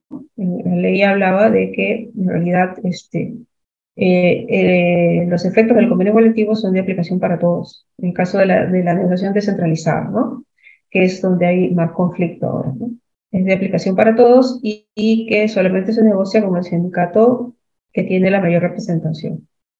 Entonces, esto, o sea, no necesita ser mayoría absoluta, ¿no? O mayoritario necesariamente, solamente tener la mayor representación, y en realidad con él se va a negociar y los efectos van a ser para todos, ¿no? Entonces, ese criterio de la ley de negociación colectiva del sector estatal es distinto al del sector privado, pero a su vez ha generado conflicto porque, claro, hay sindicatos del sector público que no les ha parecido esto, ¿no? Están en todo su derecho de no estar de acuerdo, y se han presentado un proceso de acción popular, me parece, ¿no? Y por ahí hay una medida cautelar, etcétera, ¿no? Entonces, de momento todo el mundo está negociando colectivamente, entiendo, ¿no? Porque, bueno, en cierta medida, esa restricción que había y solamente para los sindicatos de mayor representatividad ha sido limitada con esta medida cautelar, y ahora todos los sindicatos, incluso los minoritarios y todos, están participando en la negociación colectiva a nivel descentralizado, ¿no? Bueno, ese es el sector público, ¿no? Que es otro tema que de todos modos quería comentar en relación a lo que estoy desarrollando ahora, las características del convenio colectivo en el sector privado. Bueno, la Ley de Relaciones Colectivas, específicamente el artículo 43 del sector privado, habla acerca de las características que tiene el convenio colectivo. Primero, modifica de pleno derecho los aspectos de la relación de trabajo sobre los que incide, ¿no? En este caso, lo de la modifica de pleno derecho está refiriéndose en realidad a las cláusulas normativas. Cláusulas normativas, en realidad, son las que incorporan los nuevos derechos, ¿no? Entonces, incluso no era necesario ni siquiera decir que modifica las relaciones de trabajo, o en todo caso, o los contratos individuales de trabajo, ¿no? Sino que eso establece, incorpora derechos que ya se tienen que reconocer propiamente, ¿no? Entonces, y son de aplicación general. Eso está referido específicamente a las cláusulas normativas. ¿Qué más dice? Rige desde el día siguiente de la caducidad de la convención anterior, o si no lo hubiera desde la fecha de presentación del pliego. Ahora, este es interesante porque más adelante también lo voy a comentar. Este tema de la caducidad del convenio colectivo también ha sido materia de confusión o de deliberada, ¿no? No lo sé. Porque una cosa es la vigencia del convenio y otra cosa es el carácter permanente de las cláusulas normativas del convenio colectivo. Las cláusulas que establecen derechos, que son las cláusulas normativas, son permanentes, ¿no? O sea, no quiere decir que si mi convenio colectivo tiene una vigencia de un año, quiere decir que en un año se acaban mis derechos y tengo que volver a negociar. Eso no es la idea. Eso no es así, ¿no? Las cláusulas que establecen derechos tienen vocación de permanencia, son de carácter permanente, salvo que incorporen allí mismo alguna situación en específico que establezca particularmente una periodicidad específicamente señalada, ¿no? Entonces, eso también tiene que quedar claro, porque he visto también casos donde hay una interpretación incorrecta, ¿no? Deliberada, me parece, porque eso es algo que debería estar clarísimo, donde dice, bueno, acaba el convenio este año, entonces ya los derechos que tenías ya te los quitamos, ya ponlo en el nuevo pliego, ¿no? Y veremos si te lo damos. Entonces, eso no debería entenderse de esa forma, ¿no? Igual el tiempo mínimo que rige es de un año, pero esto está aunado al hecho del tema de volver de reinicio o de inicio de nueva negociación colectiva, no de que concluyen los derechos y luego estamos obviamente en foja cero. Eso no va por ese lado. Luego, y esto se entiende más con el siguiente literal, ¿no? Que dice, continúa rigiendo mientras no sea modificado por una convención colectiva posterior, ¿no? Entonces creo que ahí está también ya más claro. Lo de la vigencia, como dije, del convenio colectivo, que es mínimo un año, eso está referido a la vigencia en el sentido de que cuando se tiene que volver a negociar, ¿no? O sea, la vigencia de un año quiere decir que en un año tengo que volver a presentar mi pliego de reclamos. Tendría, ¿no? Claro, si no ejerzo mi derecho, pues ya es cosa de la organización sindical, ¿no? Pero en realidad, si habla de un año, implicaría que dentro de un año tengo que volver a presentar mi pliego de reclamos para iniciar una nueva negociación. Y que bueno, eso se tiene que formalizar por escrito y debe ser informado al Ministerio de Trabajo, porque el Ministerio de Trabajo tiene un archivo de convenios colectivos, de negociaciones colectivas, donde se incorporan, pues se informan estos acuerdos, y también son importantes que si se llegan a acuerdos o si hay convenio colectivo o laudo arbitral, se informe al Ministerio de Trabajo, porque de esa manera se alimenta la data que ellos tienen, ¿no? Una data que puede ser, de hecho es importante, ¿no?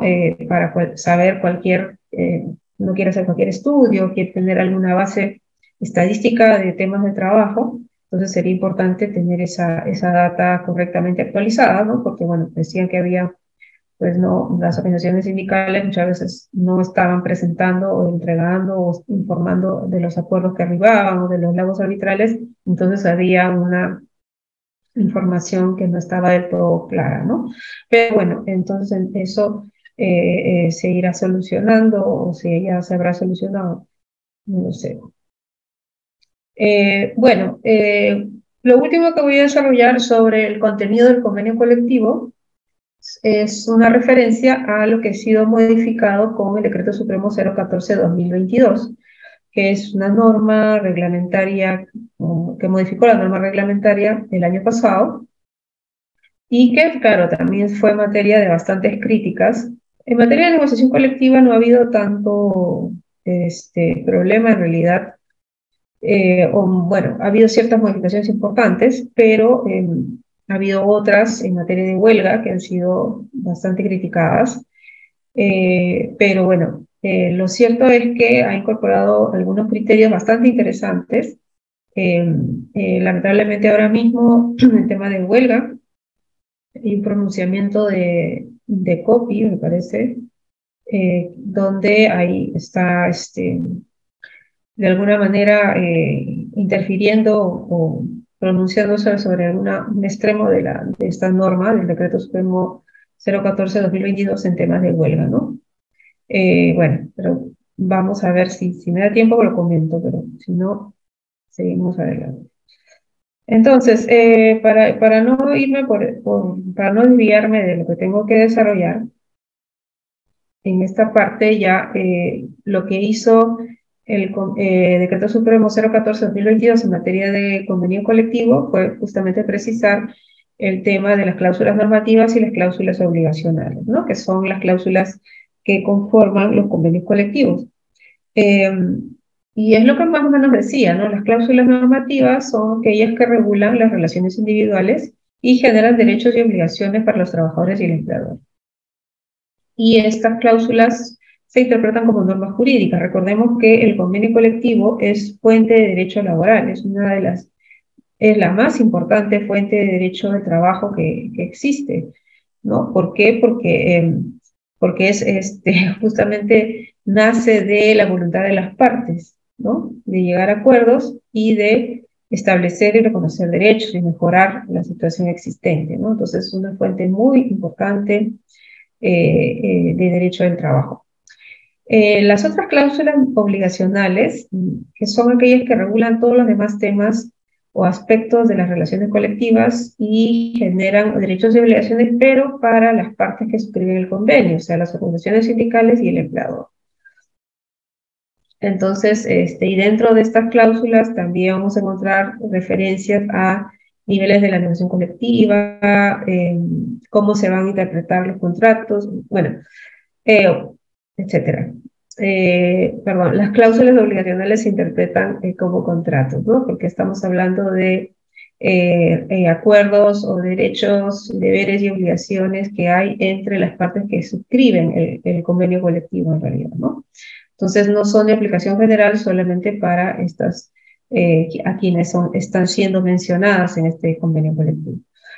Bueno, la vigencia del convenio colectivo también fue precisado por el artículo 30 del reglamento, que también ha sido materia de modificación con el Decreto Supremo 014-2022, respecto a la vigencia, ¿no? Que ya lo comenté, ¿no? Las cláusulas de convención colectiva continúan rigiendo mientras no entre en vigencia una convención colectiva posterior, ¿no? De igual manera lo que comentaba acerca de que la convención colectiva, la entrada en vigencia de la nueva convención colectiva no afecta a las cláusulas permanentes, ¿no?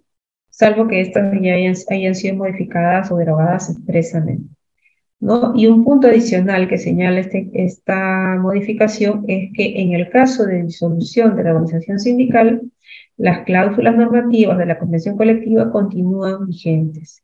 O sea, puede ser que por alguna razón se haya disuelto la organización sindical, alguna de las causales que señala la norma, se haya disuelto la organización sindical, ello no implica la pérdida de los derechos adquiridos en el marco de los convenios colectivos, ¿no? O sea, lo que está haciendo esta norma es precisar ese punto que no estaba siendo regulado y bueno, y es también importante tener en cuenta porque claro, ya son derechos que están, digamos que tú ya has obtenido a la luz de un convenio colectivo, independientemente de que la organización sindical que firmó ese convenio, pues ya haya sido disuelta, ¿no?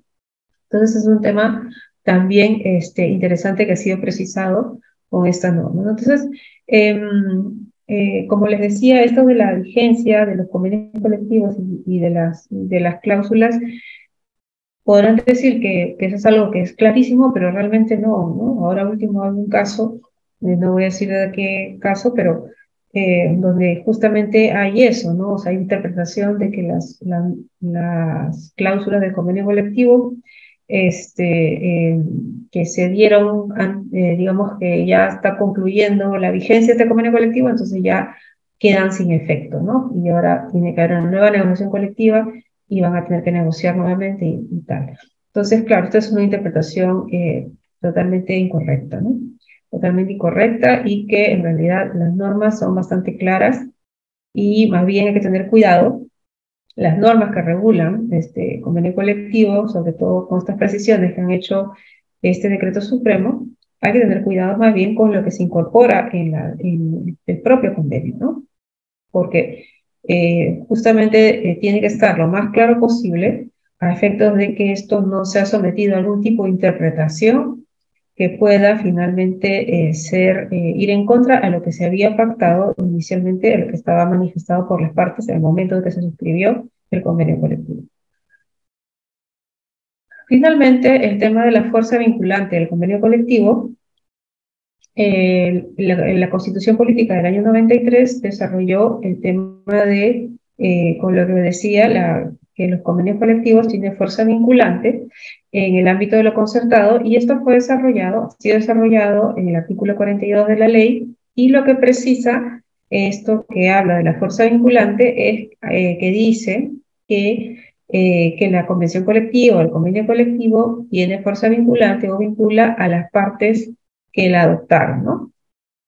Obliga a quienes, a las personas en cuyo nombre se celebró y a quienes les sea aplicable, así como los trabajadores que se incorporen con posterioridad a la empresa comprendidas en la misma, ¿no? Con excepción de los puestos de dirección o los que desempeñan cargos de confianza. Entonces, ¿qué quiere decir? ¿A quiénes obligan, ¿no? O a quiénes vincula el convenio colectivo? Uno, a las partes que suscribieron el convenio.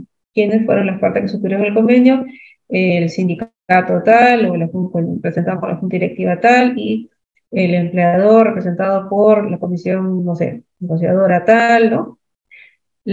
Los trabajadores en cuyo nombre se celebró el convenio colectivo. Claro, los sindicatos, o en este caso la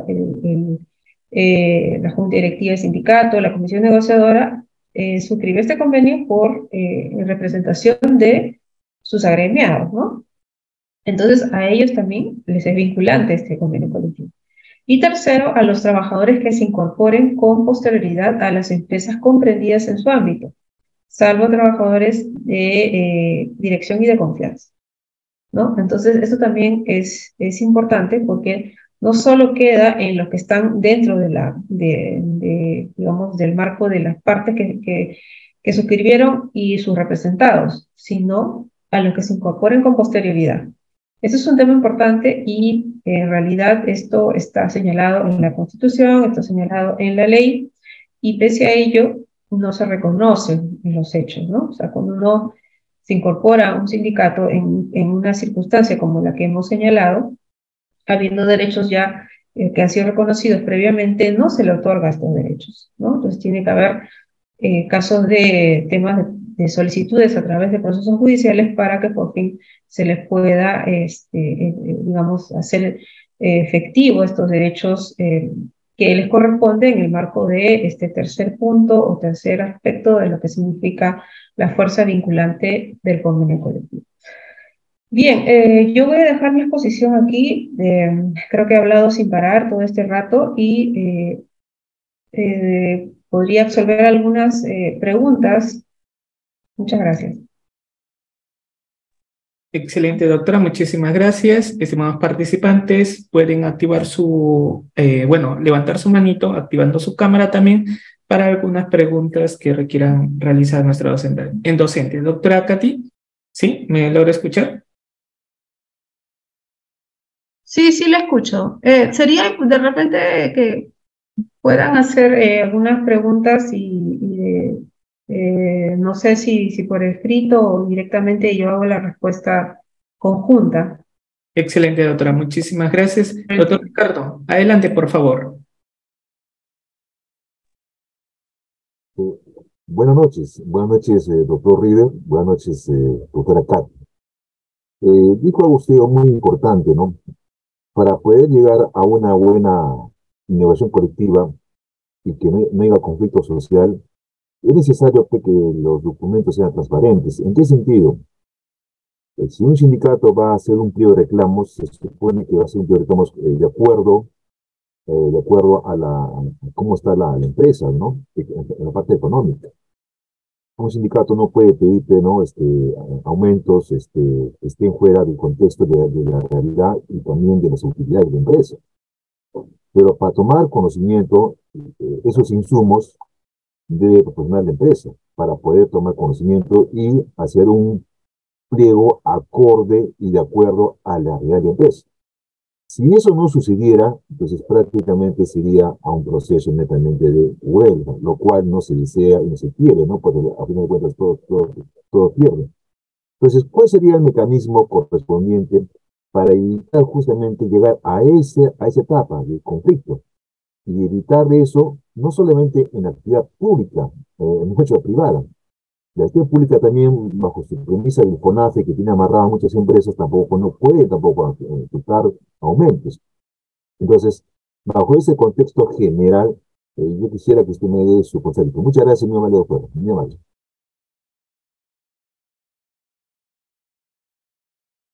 Adelante, doctora Katy, puede responder la pregunta.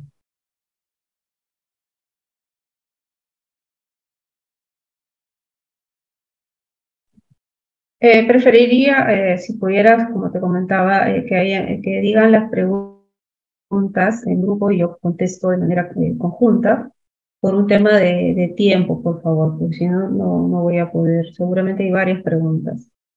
Listo, doctora, muchísimas gracias. Estimados participantes, ¿alguna pregunta adicional tendría para que la docente pueda responder en estos momentos? Doctora, en el chat tenemos varias preguntas. Si lo puede, mejor de ahí, absolver. Gracias.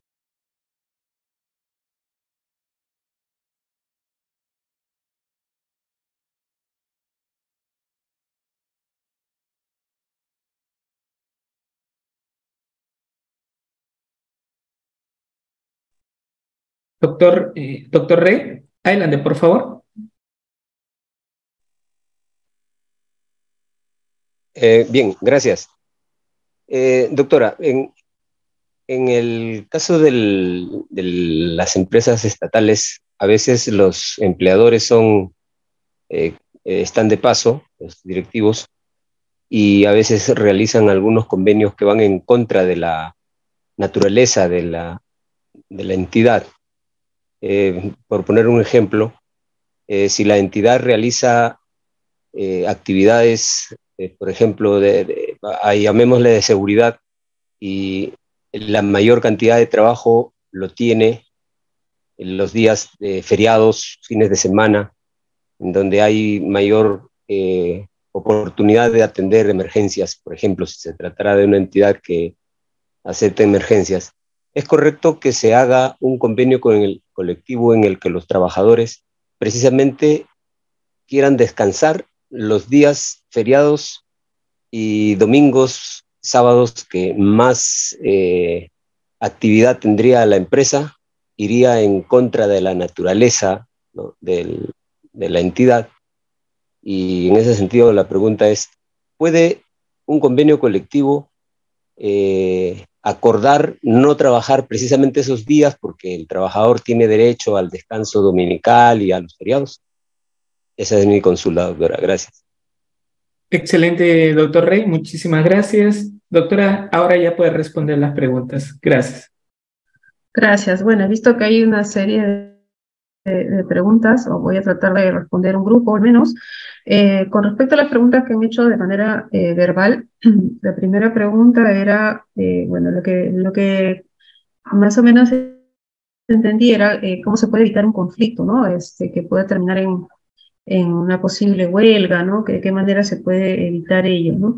Yo creo que en realidad, para efectos de los derechos laborales, debemos de partir, como dije, por un tema de que claramente en el ejercicio o en el desarrollo en en la interacción laboral va a haber siempre conflicto, ¿no?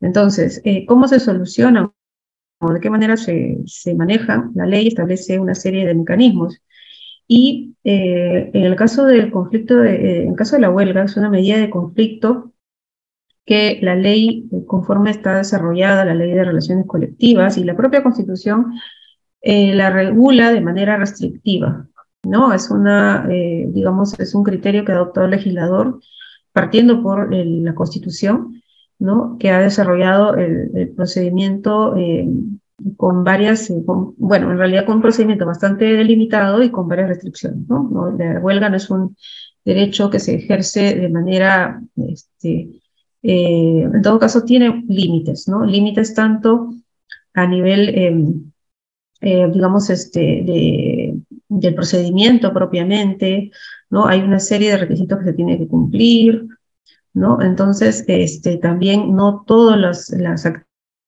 actividades pueden parar, ¿no? Entonces, hay una serie de cuestiones que la ley, digamos, garantiza, ¿no? Por ejemplo, no puede, los servicios esenciales no pueden detenerse, ¿no? Los servicios esenciales se tienen que mantener aún en el ejercicio de la huelga, ¿no? Entonces, no es algo tan, digamos, que uno pueda decir, uy, que puede haber una huelga en cualquier momento, ¿no? Entonces, en realidad es bastante complejo el ejercicio de la huelga y complicado sobre todo porque también hay un tema también, lamentablemente, de ciertas entidades de empleadores que ante una situación de esta naturaleza, posteriormente ejercen medidas represivas en contra de los trabajadores que han ejercido su derecho, ¿no? Entonces, lo cierto es que la única forma, la real manera de poder, no evitar, porque siempre va a haber conflictos, sino de manejar un conflicto que ya existe, es a través del diálogo, la única manera. Y eso justamente es lo que garantiza el ejercicio de la negociación colectiva. Que se establezcan los mecanismos de diálogo que estén claros, que se respete el procedimiento de negociación colectiva y que ello nos va a llevar a un probable desenlace favorable para ambas partes. Y eso, con esto puedo responder a la segunda pregunta, cuando hablaba de si es que se puede pactar contra la naturaleza de las actividades de la empresa. Esto va unida a ambas preguntas, ¿no? En realidad, la negociación colectiva es eso, es una negociación colectiva. No se puede obligar a llegar a un acuerdo. Yo hablé del deber del Estado de negociar, perdón, del empleador de negociar. Hay un deber, claro, el empleador no se puede negar a negociar colectivamente, pero no puede obligársele a nadie a firmar un acuerdo que no quiere, ¿no? Entonces, si usted va a negociación colectiva y le parece a su organización que lo que está pidiendo los trabajadores va en contra de lo que ustedes mismos, de su propia actividad principal o de su propia, digamos, actividad que realiza como empresa, entonces seguramente en el desarrollo de la negociación colectiva no van a estar de acuerdo con ello, ¿no? Entonces de ahí no va a poder salir seguramente ningún acuerdo, ¿no? Entonces es eso, ¿no? Pero el hecho de que no hayan acuerdos, ¿no? No quiere decir que se olviden del principio de buena fe, o sea, puede ser que no haya acuerdo en algunos aspectos, pero en otros sí, o puede ser que en el marco de la negociación se pueda decir, bueno, esto de esta manera no, pero de esta otra forma sí. De eso se trata la buena fe en la negociación colectiva, porque finalmente es mejor llegar a un acuerdo, ¿no? Que seguramente va a ser duro, va a ser difícil, ¿no? No es fácil, ¿no? Porque todos tenemos nuestros intereses, cada parte tiene sus propios intereses que defender, pero es mejor llegar a un acuerdo haciendo un esfuerzo, ¿no? De ambos lados, que mantener el conflicto, la conflictividad, porque claro, puede llegar un momento en que no hay ningún acuerdo, se cierran todas las posibilidades y, digamos, de alguna manera se apacigua el conflicto, pero luego puede sobrevenir digamos, una escalada de los conflictos como hemos visto que sucede, ¿no? Y cuando sucede es cuando recién decimos, uy, hubiéramos hecho así, hubiéramos hecho así. Entonces, eso. La ley establece los mecanismos, digamos, claros para poder transitar por la negociación colectiva. Está el trato directo, hay una etapa de conciliación y finalmente el arbitraje o la huelga, ¿no? Que son la parte final, porque en realidad lo que se busca a través del ejercicio de la negociación colectiva es eso, el acuerdo directo. Eso es lo que, digamos, centralmente debiera hacer. Debiera profundizarse de lo que tiene la obligación del el Estado de afianzar, de promover. No el arbitraje, porque sabemos que el arbitraje existe, pero es un mecanismo residual de solución de conflictos, porque es un mecanismo costoso y que no todos pueden, digamos, propiciar, o no todos pueden afrontar, ¿no? Y en el caso de la huelga también hay distintas razones por las cuales ni las organizaciones sindicales ni los empleadores quisieran afrontar una huelga, ¿no? Pese a que es un derecho que tienen los trabajadores, ¿ah? O sea, eso no está fuera de toda duda. Bueno, acá hay otra pregunta que dice,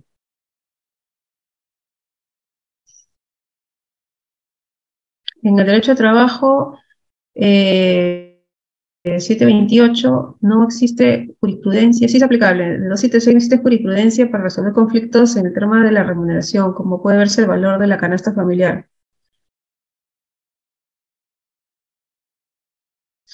Ya, en el caso de la negociación colectiva, tanto en el sector privado como público ahora, ¿no? Antes no se podía, pero ahora ya se puede negociar todo tipo de pedidos, ya sea económicos o no económicos, ¿no? En ambos regímenes. En el caso del sector público, también a nivel descentralizado, pero claro, para eso tiene que haber un espacio presupuestal, que es lo que se llama, ¿no?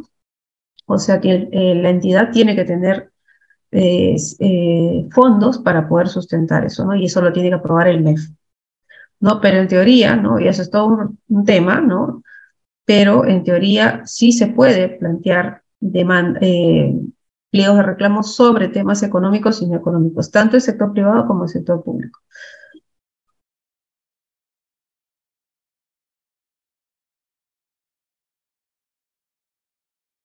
Acá hay una pregunta un poco sobre mi opinión en el tema de que nunca ha sido equitativo, el tema de la relación capital-trabajo, ¿no? Entonces, en realidad, ese es digamos, el sistema en el que nos desenvolvemos, el sistema de relaciones laborales en el que nos desenvolvemos, y entonces la única forma de equilibrar, y que ese es un instrumento que justamente incorporó también el propio sistema, es justamente, primero, el reconocimiento de derechos laborales y segundo, como mecanismo de solución de conflictos, la negociación colectiva. El problema es que en países como el nuestro tenemos lamentablemente dificultad en el ejercicio de los derechos colectivos, de los derechos de la libertad sindical, libertad de sindicalización, constitución de organizaciones sindicales. Ese es el problema, ¿no? Entonces, por eso hablamos de negociación colectiva, ejercicio de derechos colectivos, y muchos les parece que es algo que es de otro planeta, ¿no?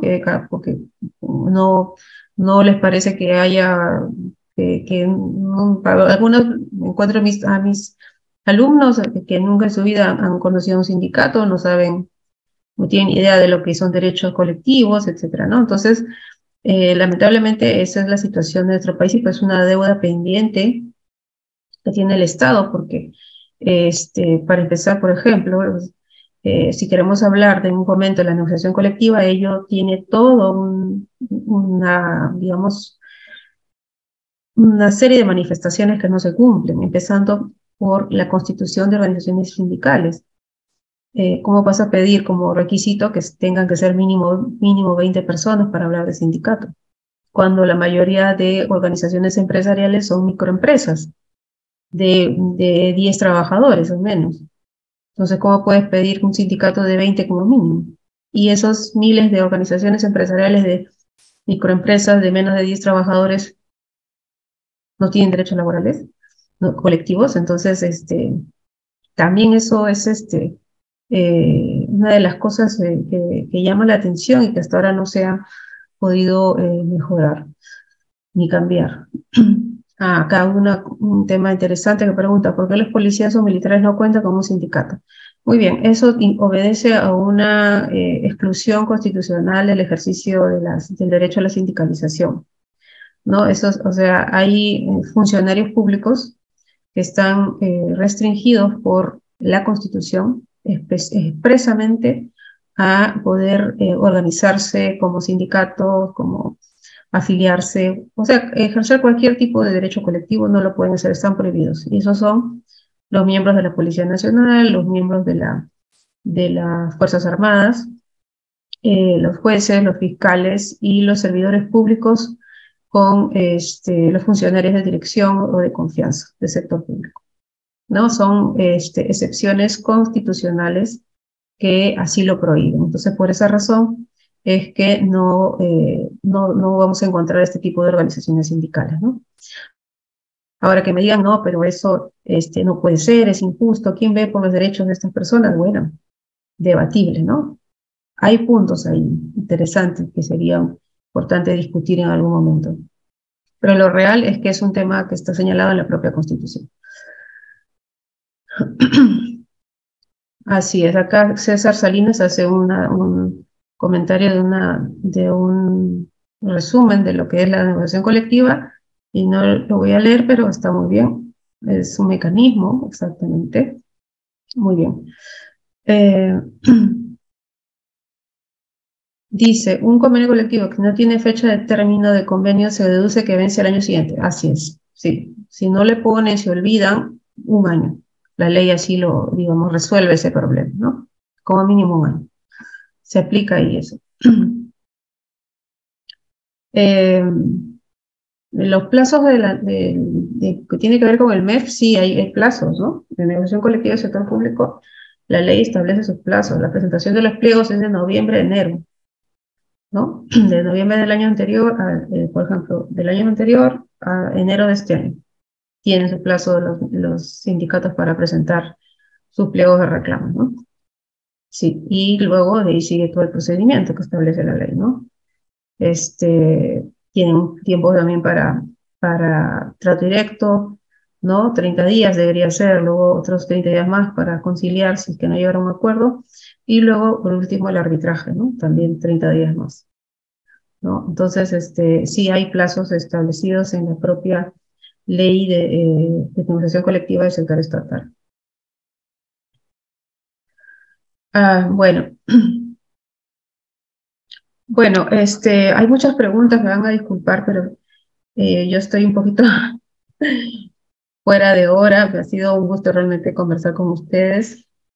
El tema realmente es muy, muy amplio como para hablar en 2 horas, ni siquiera en 3 ni en 4, porque una cosa es el concepto de negociación colectiva y todo lo que hemos hablado, pero luego está el procedimiento de negociación colectiva, que no hemos comentado mucho, porque es otro tema muy largo, y ahí hablar básicamente la normativa, y otro tema es el arbitraje laboral económico, que es un tremendo tema, y bueno, pues ya no alcanzó tiempo, y el convenio colectivo hemos hecho una mención también, ¿no? Entonces, nada, yo quisiera acabar mi exposición aquí, y esperemos que en otro momento podamos terminar de conversar.